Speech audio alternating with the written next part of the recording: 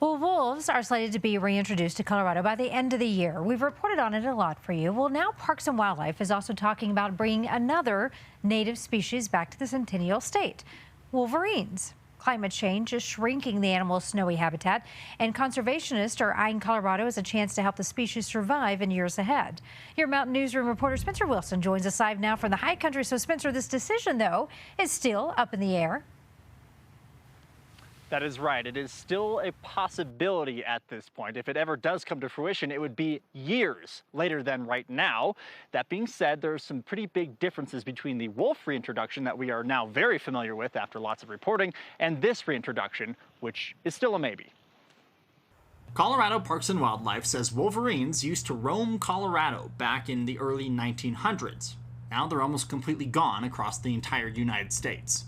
So it's almost more of a question of what can Colorado do for wolverines, not the other way around. We think we could only hold maybe 100-ish or so individuals here. That doesn't sound like a whole lot, but when you consider we think there's only 300 or 400 in the entire lower 48, we could really, do a lot if we put them here to advance.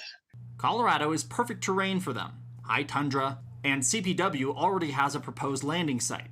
So they would be sort of scattered, across western Colorado in that high elevation country. The big difference between the possible reintroduction of wolverines and that of the wolves, which is imminent, is CPW proposed this. It's not lobbyists going to voters. Therefore, they don't need our permission to go ahead with wolverines.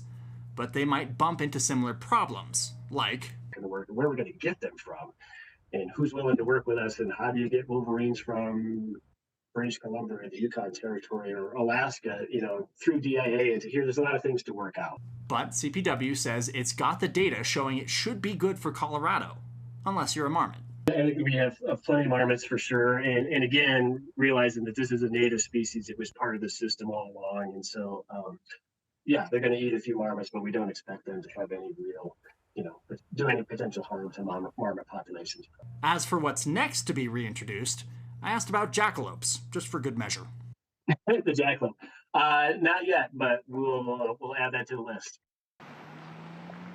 Another piece of this is that wolverines have the potential to be added to the endangered species list in November, but that doesn't really play into Colorado's decision. They've been trying to bring them back since the 1990s, so it's just a fact that they're getting to it now.